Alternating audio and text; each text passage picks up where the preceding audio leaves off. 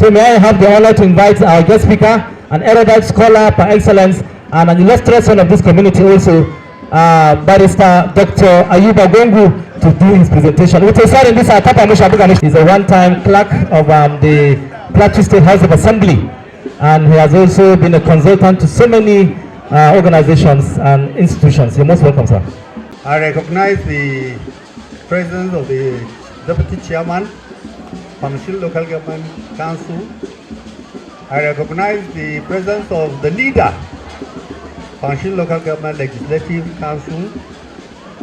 I recognize my brother there, the immediate past transition chairman, Pamshil Local Government Council. There are two ladies there, I don't know them, but I recognize you as well. I recognize the PCC Chairman Kabir, Reverend Bitrus Stone River, and our beautiful wife. You are welcome. Now, on the part of traditional council, yara na sukan ce wai sarkin garin ka da yana son turanci sosai din nan. Your Highness, Goyang, I welcome you, sir, and I recognize your. I say that because we are gathered under his territory. I have been asked to share my perspective on education as a tool for community development. I want to state about 5 points to set the context for our discussion. 1, education may engender community development. It may as well retard development, depending on leadership. So the fact that a community has preponderance of educated men is not a golden achievement for which we celebrate. You need more than that. We need more than just preponderance of educated men.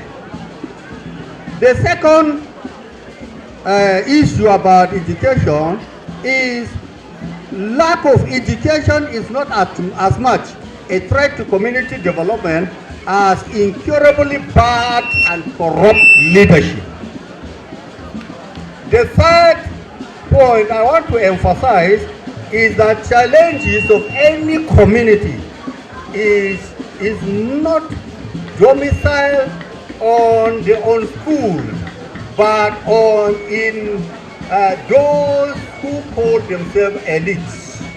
So the problem of any community is not the unschooled, but those who are elites.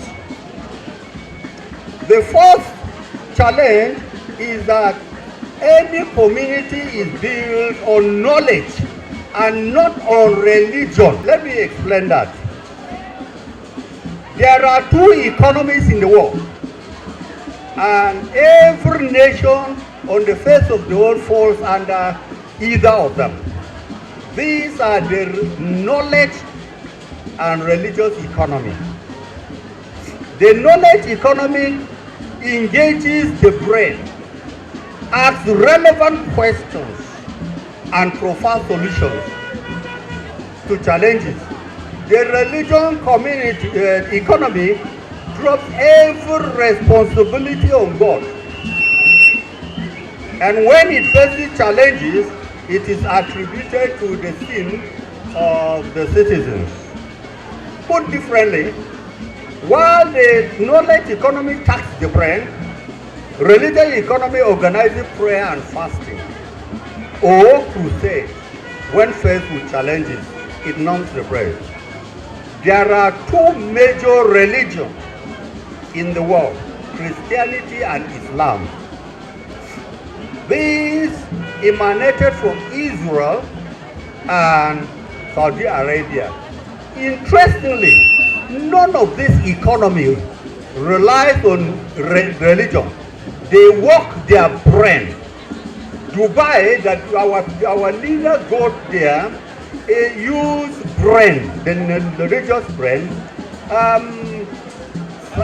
India, we rush to for healing did not at any point in time think that religion is what will take them out of. The fifth point is that democracy, which is one of the developments introduced by educated tribes on mass literacy. Now, let me proceed on the premise that the key words in the topic, that is education, tool, community, and development are well known. Now, before we understand education as a tool for economic development or development,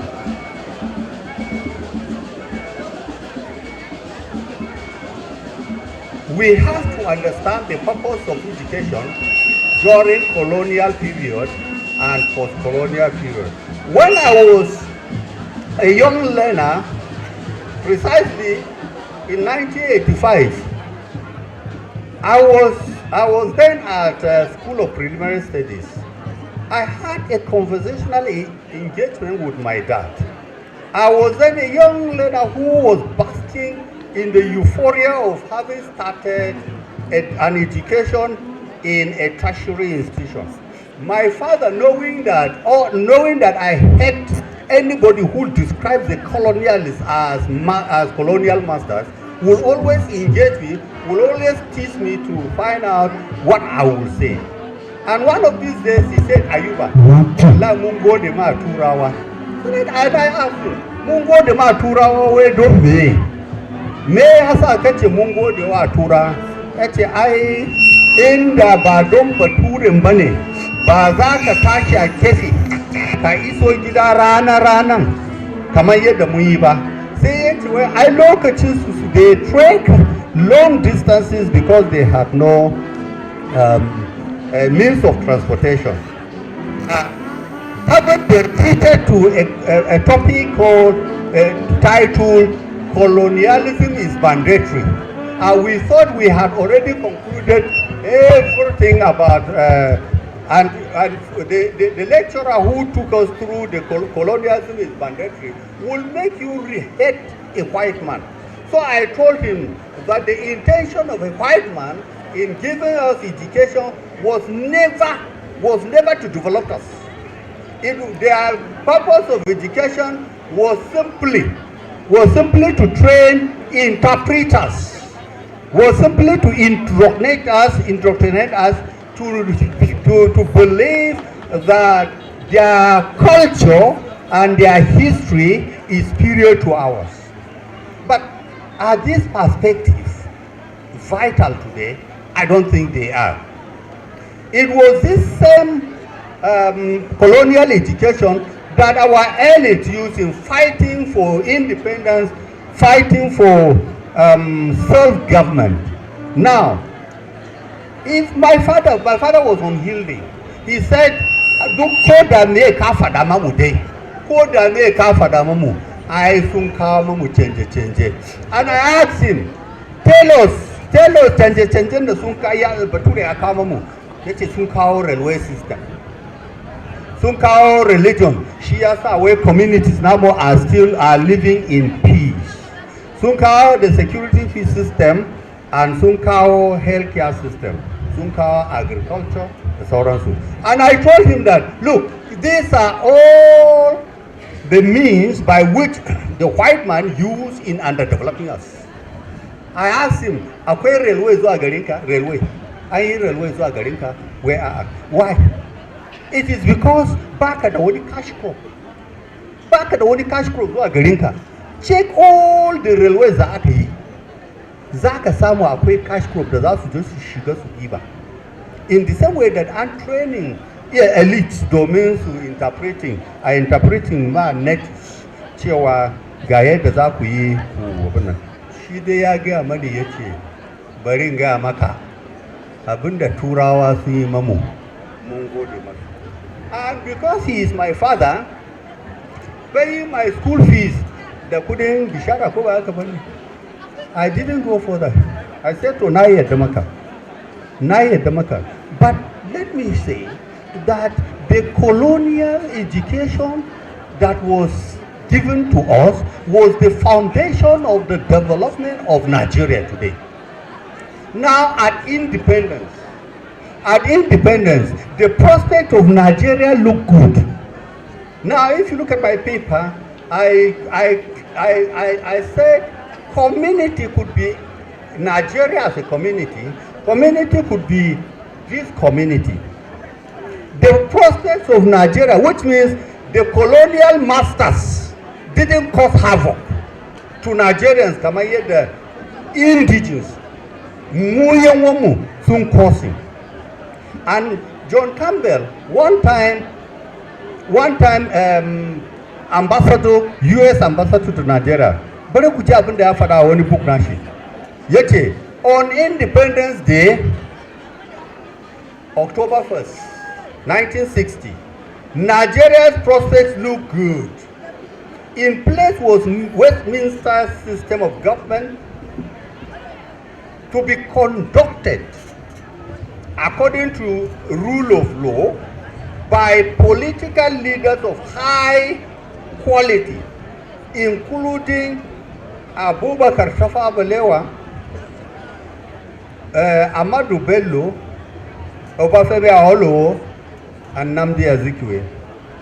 Its federal system was designed to accommodate the country's many ethnic groups and its religious division. Nigeria was already the breadbasket of West Africa, and its nascent industries boded well for future economic development. Its level of material development was said to be on par with that of South Korea and Malaysia.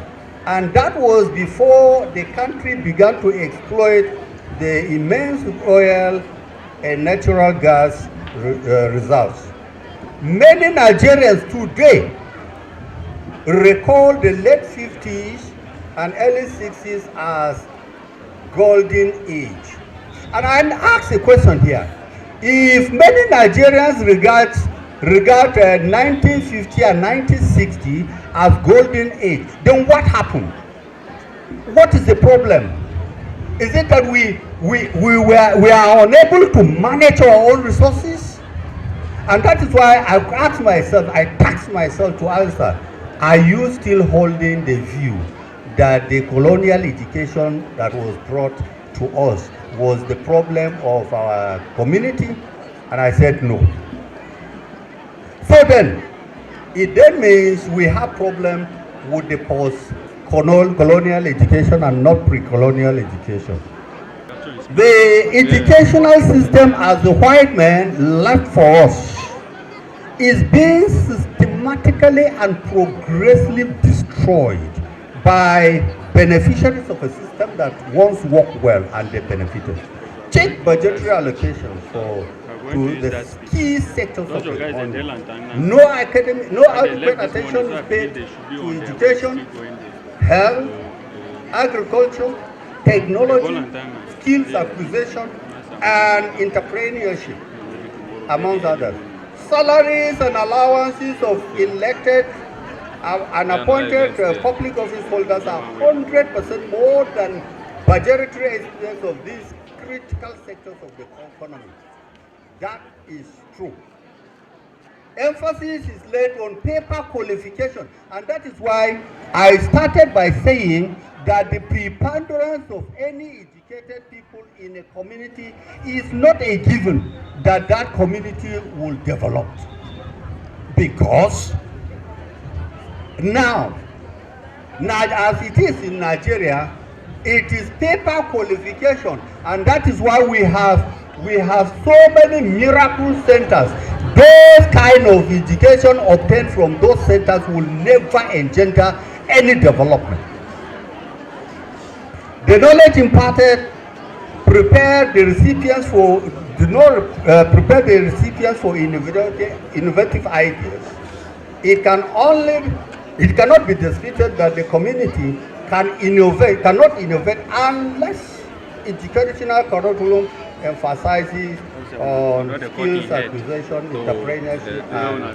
Now, what kind of education? When we say education as a tool for economic, for community development, what kind of education are we talking about? What kind of education are we talking about? Now, I said here that for education to be a tool for community development, it must be one that emphasizes on innovative and visionary leadership. Now, those who read about Singapore, Singapore was literally expelled from Malaysia, and it got her independence 5 years after Nigeria got her independence. And yet, this innovative and visionary leader called Len Kuyu was able to move Singapore from third world country to first world economy. We didn't hear about religion. We didn't hear about education. We need innovative and visionary leadership. Desensitizing corruption, as corruption is an obstacle to security and development. The education we need must emphasize on skills acquisition and career development. Now, what is the issue? If you train your child professionally, the day he leaves office, he leaves the profession there. But if you train your child, you develop your child in career, it goes with him. Like me, nobody can take whatever because I have developed myself into a career. That which emphasizes on career development. The next is technology. I have mentioned here before. Nigerians rush to Dubai. Nigerians rush to Israel. Nigerians rush to India for treatment. These people did not just sit down like that and no, it was technology. It was technology. It is an error, therefore, to live in this era without being technology savvy. Then the next requirement of any education is entrepreneurship. Now, this is important because the teeming graduates of Nigerian universities are not guaranteed of any white-collar job. But if you develop yourself into entrepreneurship, you don't have any problem when you leave school. Now, rural agriculture, which in turn discourages rural-urban migration. We are talking about community development. And when you are community graduate, you are educated men are now based in towns. Then what would provoke development in your community? Then security, which is the bedrock of development. There is a linkage between security and development. It is said that without security, there can be no development. The introduction of security studies in our universities is a welcome development. Now, what kind of education retards development? Since I have said, these are the kind of education that will promote community development, then which kind of education retards development? Number one, I state here clearly that the problem of any community is not with the unlearned. It is always with those who supposedly have gone to school.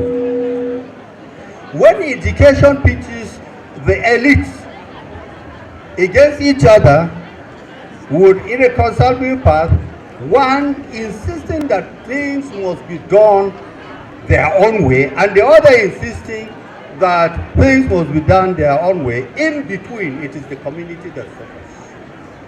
And we see that taking place in our modern politics. If you see, there's no point that some people must belong to the other party. And there's no point to say that some people should not belong to another party. But because the politicians know that when you want to penetrate the community, you have to get to the elites.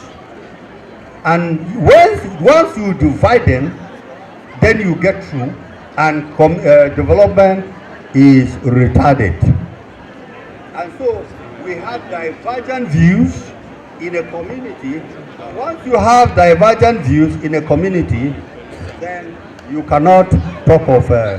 So, which education should we avoid?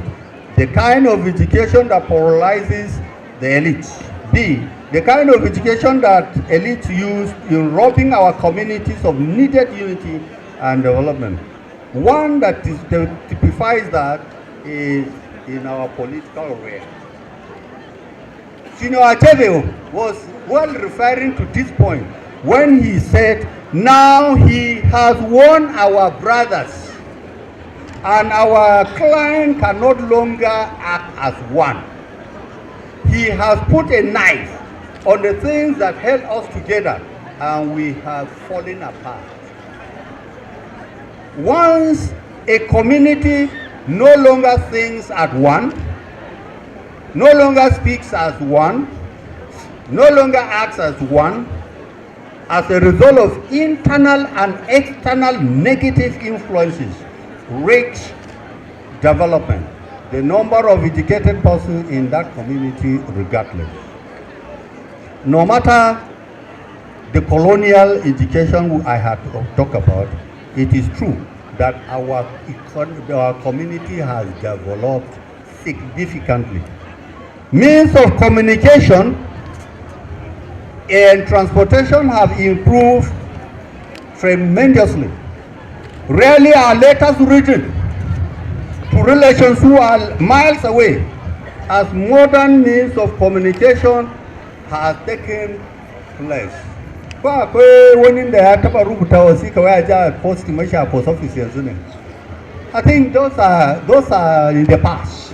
Where when you write a letter, you put it in a post office box, it will get to you. When lokaci yana iso wurin kama kai kana gida already. So means of communication and transportation as a result of education has improved. The use of bicycles are gradually giving way to mechanically prepared and faster means of transportation. Agriculture has significantly improved. Better varieties of seedlings are now available, and there is a shift from subsistence farming to cash crop production, expressed in the growing of onions, tomatoes, amongst others. I drafted a motion to move on the floor of the House that, look, they should call on the government. People cannot come from somewhere and be moving our things, go and sell it at high price, and then they give you just paltry sum. So people move to Kanye and buy these things at cheaper rate. Of course, it is opening, it is making that area known, but at the same time there is security risks. The security risks. Some of these people are actually agents. Recently, when I trained councillors of Kanke local government, I drafted a motion that they should table it. Let us establish markets for those things so that they come and send, it will generate revenue. So I don't know, they left. It is not for me, once I have advised, it is not for me to insist that it must be done. However, even at the risk of sounding naive, conservative, reactionary, it must be pointed out that while education has made life easier, we must not lose sight of the effects of these breakthroughs. For instance, modern means of transportation has taken more lives than when people were using bicycles. We cannot deny that fact. Many people no longer trek, even short distances, with implications for their health. Modern herbicides used on our farms could be the cause of rampant cases of cancers and other ailments. And technology has been abused through cybercrimes, infringement of privacy, and it has brought unemployment. Go to the banks now and see whether the number of staff they have. We are so much interested in imbibing technology without seeing the repercussions. When there is unemployment in Nigeria, kaga only robots, where artificial intelligence, instead of human beings doing it. We must check this one. And then lastly, community development or education does not necessarily say that we should abandon those useful traditional practices.